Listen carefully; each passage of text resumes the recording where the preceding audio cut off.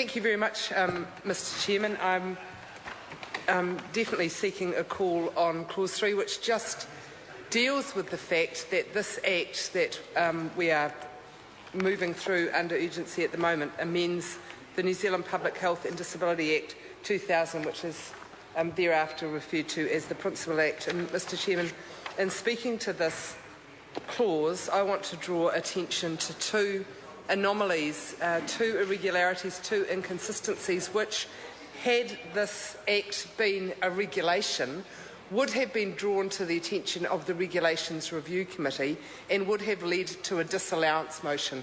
Unfortunately, it's not a regulation, it is an amendment to the legislation, but having an amendment which is completely at odds by its very nature with the Principal Act is really a very strange thing for Parliament to be doing.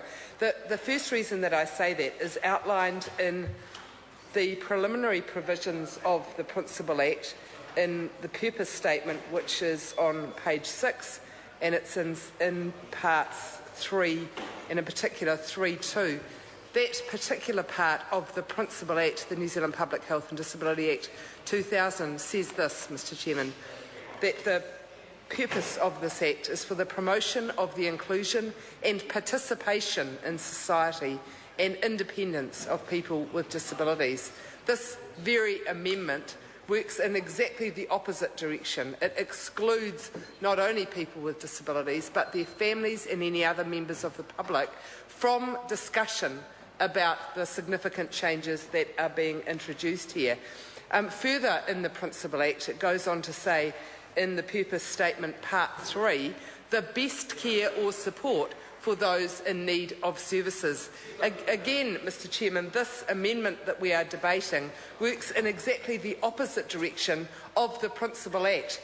As I said, if this was a regulation, we'd be taking it to the Regs Review Committee and they'd be saying we should have a disallowance motion attached to this because you cannot have a regulation that is contrary to the primary legislation. But here we have an Amendment Act which is absolutely at odds with the primary legislation as outlined in Clause 3. Further on in the Principal Act, in the New Zealand Public Health and Disability Act 2000, it outlines the responsibility of a minister. That's outlined on page 16, part 2.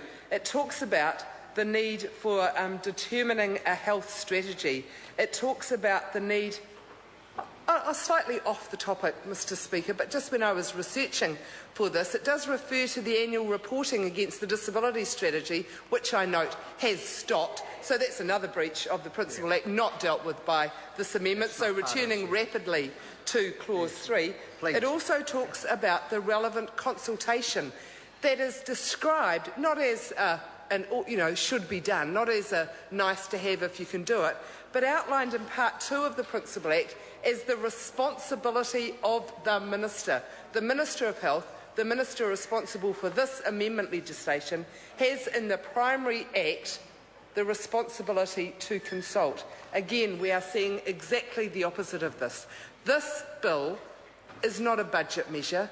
This bill does not require any urgency. This bill doesn't actually come into effect for some time. The only part of this bill that is required, to abuse that term even more than the Minister has, is the extinguishing of the rights of family members to take a case to the Human Rights Tribunal. That is an abuse of the parliamentary process, as well as being completely at odds with the primary legislation.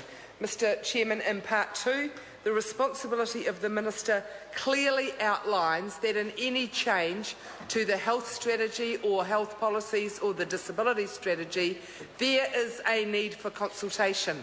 That is in the primary legislation that this bill amends, and there is nothing in this amendment to the primary legislation that allows, let alone entitles, consultation on these very matters. So in both the purpose statement of the primary legislation and in the responsibilities of the Minister as outlined in Part 2, these are actually being breached by the purpose and the process of this amendment. Mr Chairman, this is at odds with the primary legislation.